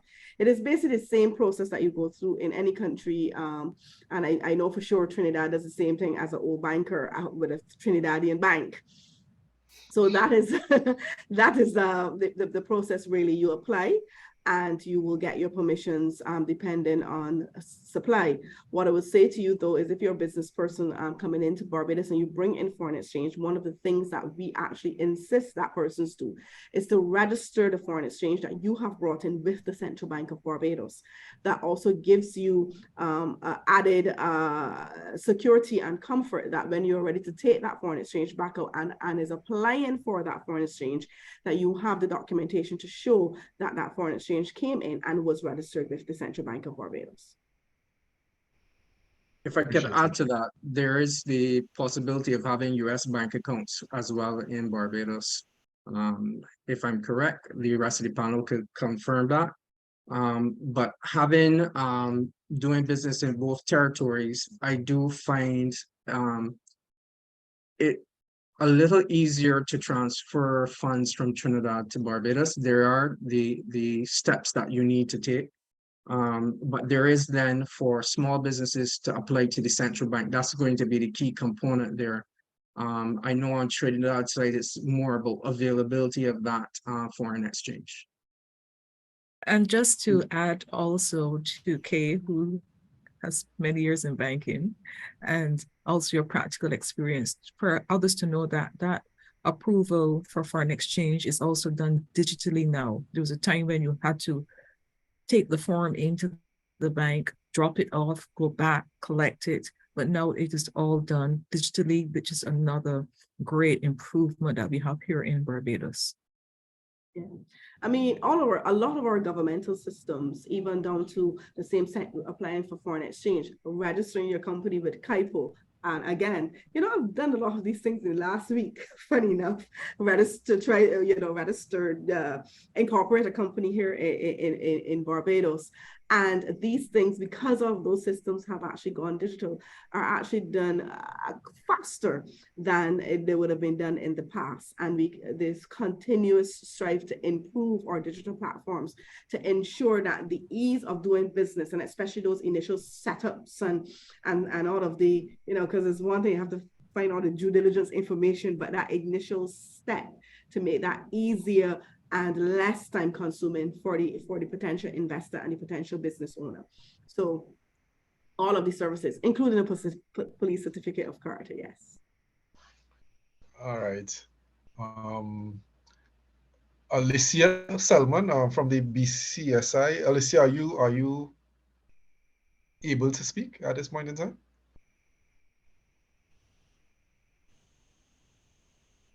All right. Unfortunately, we are unable to hear from Alicia at this time. All right. So let's look to, everything, all good things come to an end, unfortunately. So while it has been a really insightful time here with you all, I just want to give you all the opportunity, all our presenters the opportunity, if they have any final remarks that they'd like to leave with us. I want to start off with the person who opened the batting first today. Ms. Reid, any final words you want to leave with us? Well, again, to thank you for the opportunity. And this is why entering into a relationship with a business support organization is very useful for you as you start your business and you want to move forward, because the session today shows you the practical help that can be given to you through an association. So I want to thank you again. Kay said, Barbados is open for business. So I echo that, and to know that we welcome you on our doorsteps, and also anticipate that you will welcome us on your doorsteps when we come to do business in Trinidad. So thank you again to all the organizers and for the opportunity. All right, thank you very much. All right, Mr. Marshall, you're up next in the batting order. Any final words you'd like to leave with us? Yes, with the innovations that are happening within Barbados, of which both the government and the private sector are doing, I think it is going to be an exciting decade ahead of us. And the fact that we are focused on working together as communities of the Caribbean, I think that there is going to be excellent opportunity for Trinidad to invest in Barbados, and also Barbados to invest in Trinidad. All right, thank you very much, Mr. Marshall. All right, Ms. Greenidge, any final words you want to leave with us? All I would say is not only Trinidad and Tobago and Barbados, but throughout the CARICOM and the Caribbean. Together, we are stronger. And I think we must try to understand that and try to really impart that in the way we collaborate and build relationships with one another. The CARICOM and the Caribbean is actually one of our markets that we look to. And of course, we know from the Trinidadian side and the other CARICOM sides, Barbados is one of the markets we look to. If we work together, we can actually be a force to reckon with, as the West Indies team used to be at some point in time, and hopefully will be in the future. Agreed. Stronger together. All right, Mr. Hill, any final words you want to leave with us? Yeah, just we're here to help and to assist and to help innovate and just give us a call. 427-5350. So you can reach out to us, and we'll help you to be successful. Yeah, thanks. Bless. Thank you very much. All right, so now we go to the closing remarks, and that is going to be done by TTCSI Director, Mr. Danny Jagannath. Mr. Jagannath, thank you very much for being here with us this morning.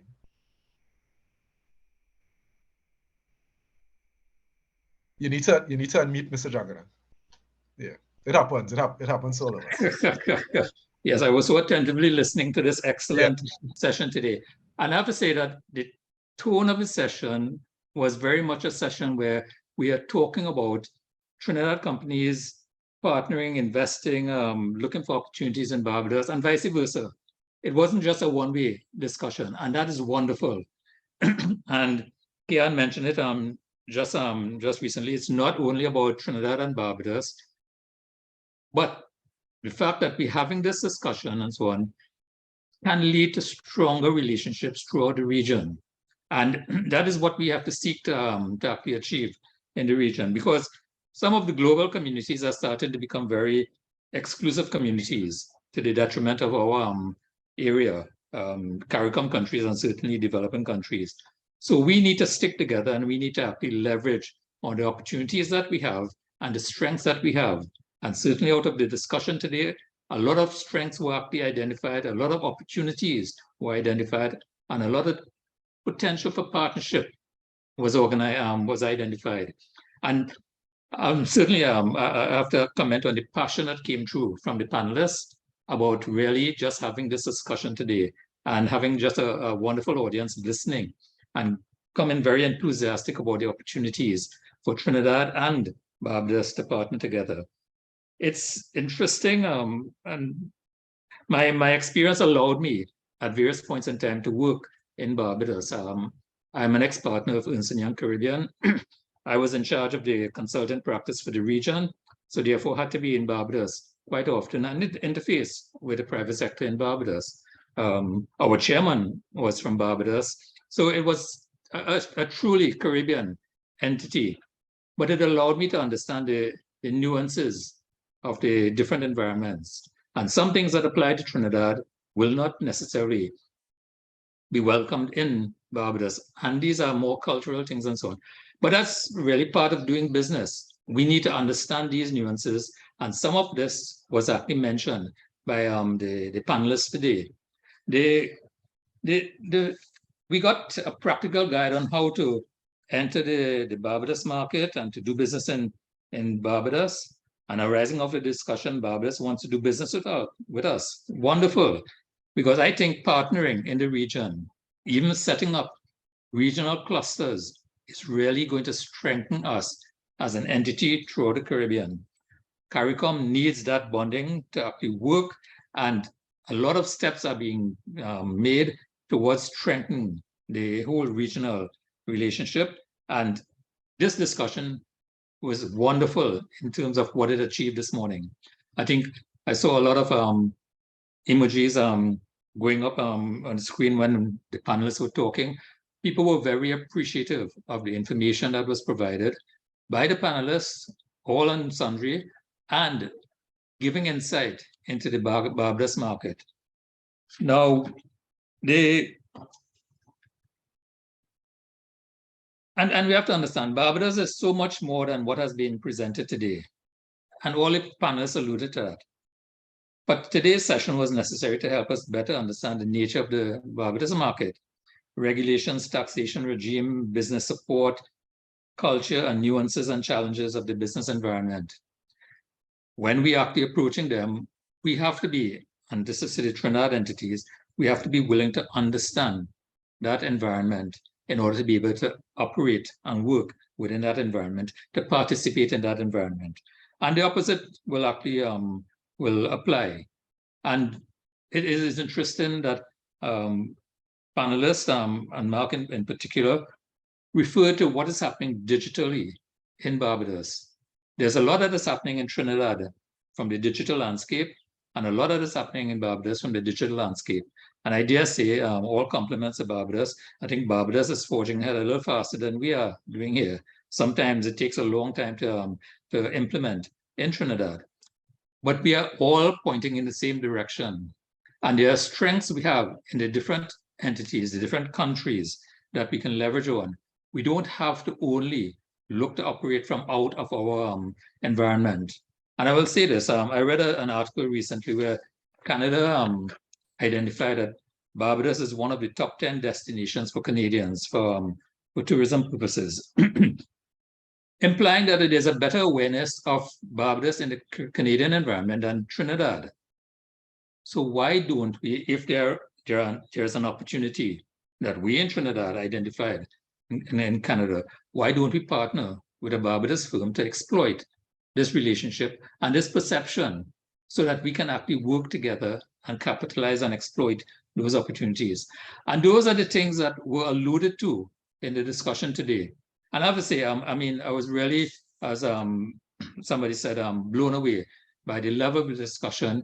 And even though there were practical presentations, what you need to do to be able to really operate or conduct business or do business, as we call it, in Barbados, there were a lot of considerations being given to really how can we accommodate not only Trinidad, but other countries from outside of Barbados to actually operate within our environment. And discussions were held with regards to what were some of the strengths in Barbados. And Barbados has been involved in solar energy and renewable energy for years. I mean, Trinidad is now venturing into it. We can learn from Barbados. So we don't have to reinvent the wheel, but certainly I'm a big advocate of partnering. Our business can partner with Barbados businesses can partner with Trinidad businesses, and we become stronger in the region if we do this. So to the panelists, I have to say, a wonderful presentation. To TTCSI, this is part of our doing business in different countries in the world, and certainly we are actually achieving a lot more interest from a Trinidad perspective, if I can judge from the number of participants in this, because we are gradually seeing that we can't do it all within our countries and within our territories, meaning Barbados and Trinidad. We have to look further afield. And if we are looking further afield, why don't we look to partner to do that? Whether it's to operate in our individual territories, or whether it is to partner and actually operate further afield in the region and internationally. Somebody mentioned about global opportunities and so on, and there are global opportunities.